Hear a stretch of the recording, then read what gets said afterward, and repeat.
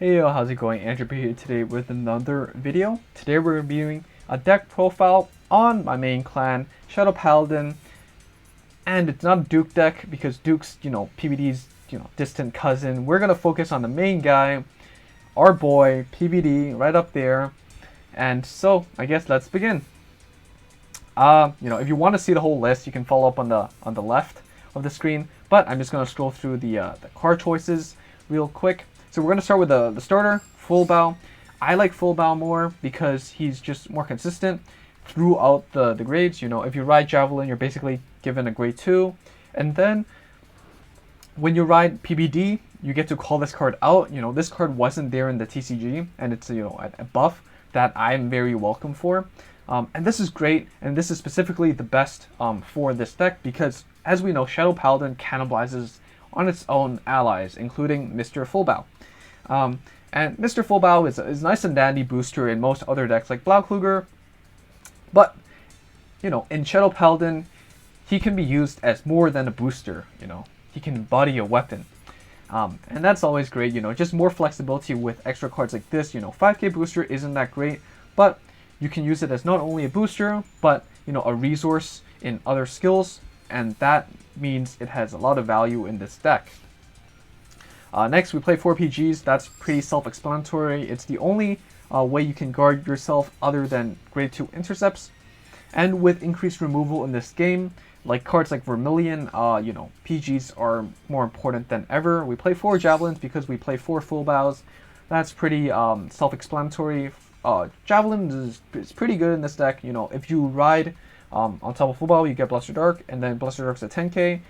And then if you are missing your grade 3 Phantom Blaster Dragon, the main character of this deck, and the clan, then, and you have something like its distant, friend Car, then you can toss Car away, and then, you can get an actual ride target, and an actually good card, PBD, and put it to your hand. And lastly, this is the flexible slot. I play Witch of Nostrum Aryan Rod. An Aryan Rod, is your typical rest itself, discard 1, draw 1. And this card is pretty good. A lot of people play the 6+2 Pegasus, or what is this guy called? Or this one, the Nightmare Painter. I feel like the Nightmare Painter is still a minus, and skipping the PBD ride is pretty bad because you're losing a 5k extra unit for your skills, repair skills. And then the Pegasus is actually pretty good to beat cross-ride numbers. But I do feel like a lot of grade 3s clog in my hand more often than not with Aryan Rod, and I do prefer, getting rid of those grade 3s that get stuck in my hand more so than having that extra power. And then we play 4 8Ks because 8Ks are still really good in this game. Being on defense on grade 1, if you miss your Javelin ride, this is your next ride target. Other than perhaps Aryan Rod to ditch 1, draw 1 if you do have a really horrible hand. But if you do, you'd rather call in the rearguard if you have the choice. 8K also helps you hit numbers, 18k columns, and 20k columns with, the 9+3s and stuff. So it's definitely important with so many cross rides prevalent in the meta. We play 2 Blaster Darks. 2 reasons. One, because I am a safer player. I care about consistency, and I care about getting everything solid. Playing 1, you have too high of a risk, getting in the damage zone, or drive checking and putting it at the bottom of the deck. I guess that doesn't really matter, but the chances of you missing it or getting it is not that not as consistent as playing 2. Yes, sometimes it's a dead grade 2 card on your rearguard circle, but as a 9k base, it's still not that bad. In addition, I have an SP1, so I feel more inclined to play it to flex. Its skill is really good, with Blaster Javelin and still you get plus 1k, and then when placed you get to Caramel's 2 to retire one of your opponent's rear guards. A lot of people are hesitant on using this skill, but I disagree. I feel like you should use it and be more confident with using it, because if you think about it, a lot of the other Counterblast 2 retire skills come from your grade 3 lineup, Phantom Blaster Dragon, which is Counterblast to retire 3 of your own rearguards, to retire 1 of your opponent's rearguards. And that's a 3-for-1 trade, ignoring the extra power and the extra crit. And then you have PBO, which is Counterblast 2 to retire 1 for 1. Again, now this time you're using the same cost, but an added cost of retiring one of your own rearguards. Blaster Dark, it's just a straight up retire 1. So honestly, it's a pretty good value for your Counterblast skill, and you shouldn't hesitate on using it, especially to punish greedy players that don't use their Mecha Trainers or Kondo early. We play 4 Nemains because Nemain is a great card. It just gives you extra cards in your hand. Counterblast 1 is pretty cheap, and most of your skills are Counterblast 2. So assuming you don't heal or you don't unflip, you have 5 Counterblasts in play. Nemain does efficiently use up all your Counterblasts with a 2-2-1 or setup in your Counterblast costing. Especially with the fact that grade 2s are intercepts in the 0 game, it definitely helps increase the value of Nemain. Curse Lancer, because of the cost issue, thank God this card's a double rare and the TCG was a promo and it was really hard to come by. When this card hits, you get to unflip 1, and this is great because again, most of your skills are Counterblast 2, and that means you can't really use more than 2 of these skills per game unless you hit a heal or an unflipper, and this is exactly what lets you do that. Hitting that extra retire skill in your late game to control your opponent's board from hitting 13k numbers, or getting rid of intercepts so you can seal the game, is very, very important in this deck, and definitely need to play 4 of that. And we play 3 Masquerades mainly because 9+3 is still good. It still hits MLB numbers, though I see less MLBs in this game right now. But with javelins and 6k boosters, Masquerade will still hit 8k and then still hit over the crosshair number, so it is definitely still valuable in this game. Some people do play Mecha. I feel like Mecha is not very synergistic with this deck, and there are too many value cards. Nemain basically does a better job at at its role than Mecha, and it's just too Counterblast heavy to use. Some people play the Demon World Castle, and this is an interesting pick, but unfortunately, because we play the Cross Ride, if you are on the Cross Ride 13k, then this card's 7k. In addition, the value of high power rearguards like Brutal Jack has decreased over time, as the number of retire skills, again, as we discussed just now, have become more prevalent. Just sniping it is pretty easy, so then the actual power value of the rearguards have the importance of it has decreased. And then lastly, for the grade 3 slot, this is pretty normal. 4 Overlords, 4 Cars, 1 Dark Dictator, and 4 PBDs. Some people play 3 PBDs. I think the Game With or the Game Box list plays 3. I disagree with it. Again, mainly because I do care about consistency a lot. If you do miss your Ride Chain, if you do miss your Javelins, you still have a higher chance of drawing into your Phantom Blaster Dragon, and we know he's such a good card. On Ride, you get to call out your Full Bow, which is just a straight up +1 when you ride it, so you don't lose as much value. It is very important to get your crosshair number, and especially since we don't play the Nightmare Painter in this deck, the PBD is definitely important. So I guess something else we can consider is playing this card, the 10+2, instead of the Dark Dictator. But as I play tested it, the 10+2 is great, but we already have a lot of great grade 2s to cover that offensive support slot, and the Dark Dictator does help out with the fact that some of your rearguards are lower powered like Nemain, and having that Soul Blast 3 to give Nemain +5 to actually hit numbers does really come in handy in some very small scenarios, but important enough to keep around, I think. It's also just a better backup ride in case you do get stuck with it. Alright, so I guess without further ado, let's get into a game with it and see how it works in game.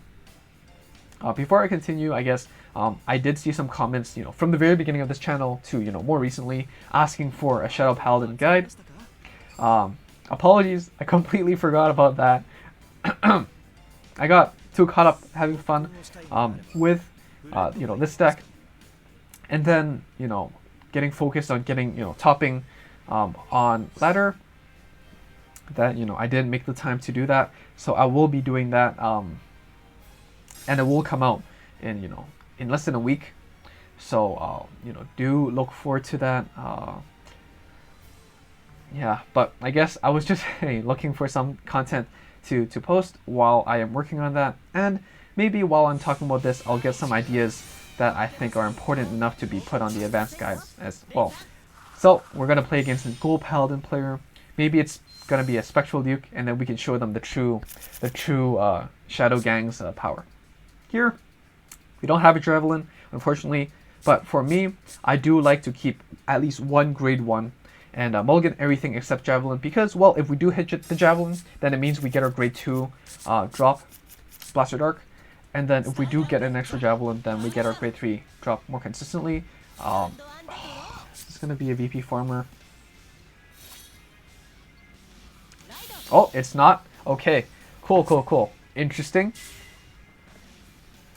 And I do make some of these videos, and I don't like to make excuses, you know, like, oh, I don't want to publish a video where, like, you know, I face, you know, a VP farmer or I lose a game and then I cut it out and say it's a VP farmer. I'm not saying, like, anyone does that, but I just don't like to make excuses. I like to actually prove that the deck works by winning the game.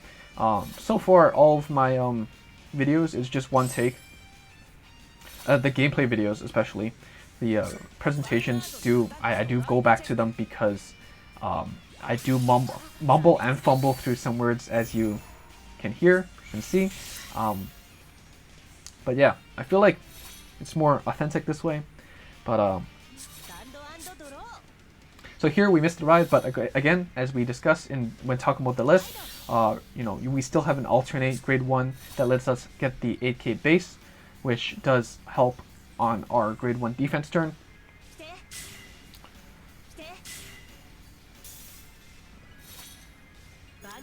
The little fighter Kron is an interesting starter, and I do honestly recommend some players that, you know, just started out with, and if they pulled 1 or 2, you know, of the key grade 3s, to do try out this card, because it does make your deck more consistent. You get to try out the main grade 3 more often. And honestly, you know, yes, you know, Springreap's Messenger and all, Springreap's Messenger, no, that's the 6k starter. You know, Criff, you know, and all those other, you know, starters are great. But if you just started and you're on a budget, then, and you do want to, you know, have fun and ride your easels and polymers and stuff, then, you know, dude, grade 3 starters aren't that bad.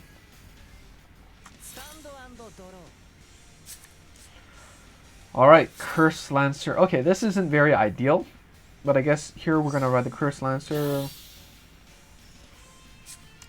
I'm going to call it the main. Dump the Dark Dictator.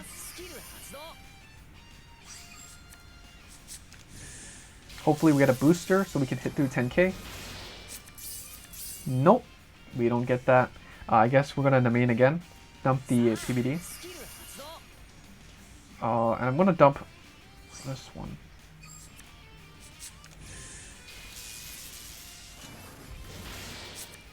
Okay, we finally got a booster. That's good. Battle.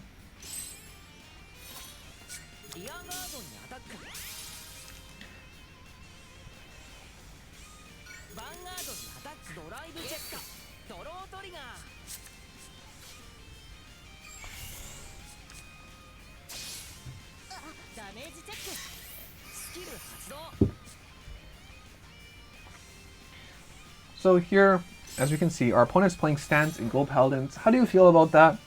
Personally, I still feel like, you know, Stance are the worst trigger out of the 4. Unfortunately, even when it gets transitioned into Vanguard 0, it still suffers the same problem of, you know, you need to hit numbers. And especially since, you know, hitting numbers are harder in 0 because of, you know, how you get plus 5k on defense. It doesn't really help out stand triggers.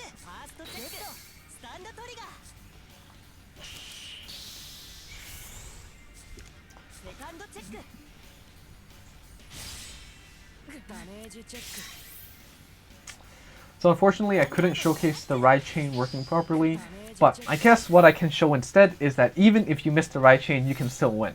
So hopefully that's the case. Okay, we have... Alright, let's ride the best dragon, best unit in the whole game, Phantom Blaster Dragon, and this is totally not biased. Yeah. So I guess we have to put a booster here, just so our PBD can actually hit numbers. And then we're going to call the Masquerade here. Do I want to use the retire skill here? I don't want to.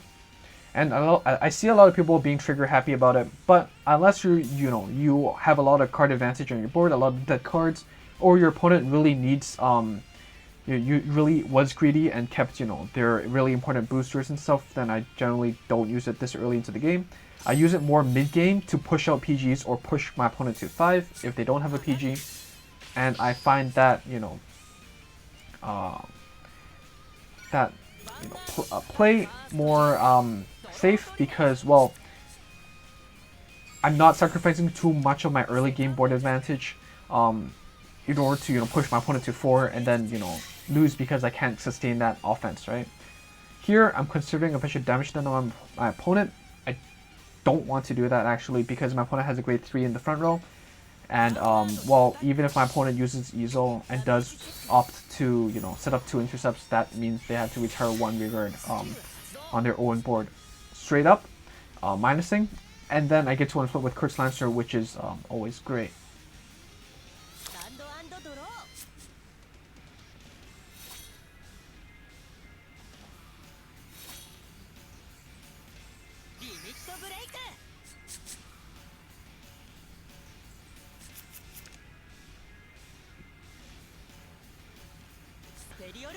Yeah, see, like, yes, they get an extra unit with the limit break, but because they have an extra unit, like grade 3 already on that column, and when they're at 4, they usually feel pressure to call grade 2s, 2 grade 2s in the front row.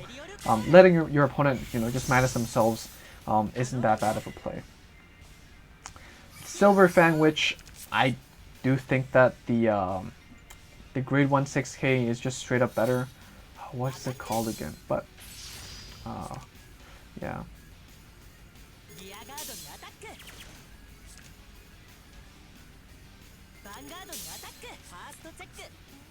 PG. Draw. So probably, let's see here. This is their draw trigger, heal trigger. That's the stand trigger. So probably 5 stand, 4 draws, approximately. All right, we got the PBO. Do we ride it? Probably. Let's ride it. Goodbye, PBD. You did well. Got a little doggo. Don't worry.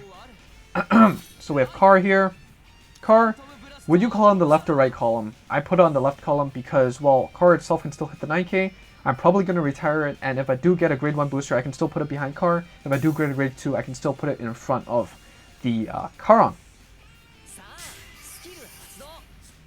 Car again, I guess I'll put it here because I do want to rather have a grade 2 with the booster, and that's a Javelin. Unfortunate, that is not what I was looking for. So let's get rid of 1 Car to get rid of an intercept.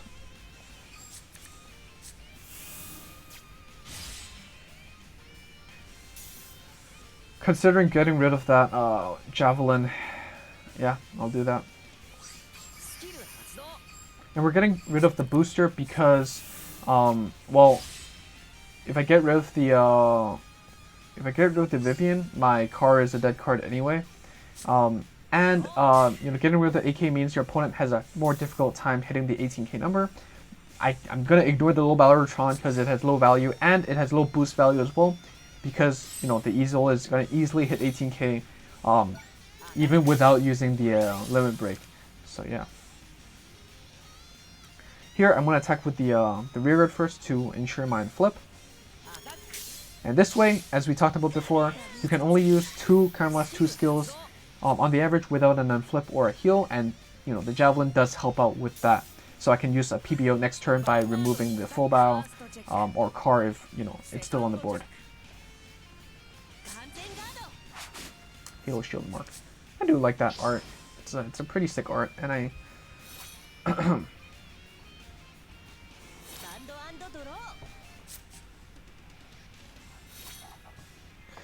one extra question for you guys, if you're still, tuning in, which Ren do you prefer? Do you prefer the Ren from the first season, with the black coat and all that psychology emo energy, or the season 2 Asia Circuit Ren with the more chill vibes,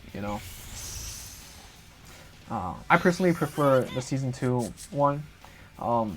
as a kid, the emo one seems really cool, but he was kind of a dick. And then the season 2 one was like, he knows he's pretty good, but he's pretty chill about it. He doesn't have to flaunt it, and he'll kick your ass if he needs to, and he does. So that's pretty cool. And he does have fun with it, actually. Rather than Durder, I just want to be good. He plays Duke, he plays Reiji, and he also plays Bermuda. He borrows other people's deck, and that's a pretty chill personality that I think is pretty sick. Alright, here we see the value of the Javelin. Because I get to retire an extra card, it means that I get to push phase 1 extra time, and that could make or break my game. Here you don't want to rewrite because that's kind of pointless. Do I want to retire something? Yes, I do. Let's retire the 10k.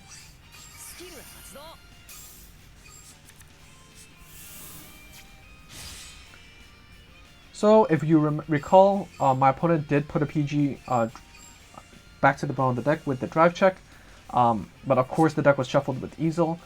But what we can assume is that my opponent has 2 PGs at most, and given that we assume our opponent has more than 1 PG, we're going to call out the Overlord.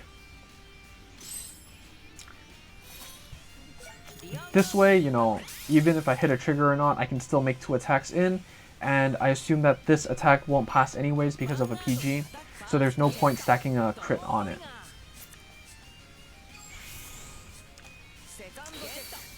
Double triggers! Trigger happy, yo. Alright, let's hope my opponent doesn't have a third, doesn't show their 3rd PG here. Alright, let's go. TBO. Ah, there we go. So, that's game. Ren looks really happy here. I'm very happy too. And when he loses, he does that, little like, he still has fun. So he's a pretty great character. But I guess that's it for this video. As of the end of the recording of this video, I am at Legend 22. Clan level 24, so I still have a lot of playtime with this Shadow Paladin deck. I hope you enjoyed this video. Do look forward to the advanced guide. I will try to think about more scenarios and how to play around it. I will, consider adding an extension section for the Duke deck, but I am honestly not very familiar with it, so I hope you don't mind if I don't. But yeah, tell me what you think about this video. I finally fixed the audio, so that's great. If you did enjoy it, hit the subscribe button. If you do like it, hit the like button. If you did dislike it, hit the dislike button. But tell me why, right? Like, if you liked it, then tell me why you liked it. Like, oh, do you like the gameplay portion more, or do you like the deck profile portion more? If you disliked it, like, what did you dislike? Was it, my explanation? Was it the deck list? And if you have, any suggestions, do put it down below. I do enjoy talking about it, and no hard feelings, I just want to, share my thoughts and opinions, and we can, talk about it. So, until next time, I'll see you guys next time. Until next time. Yeah. Alright, bye.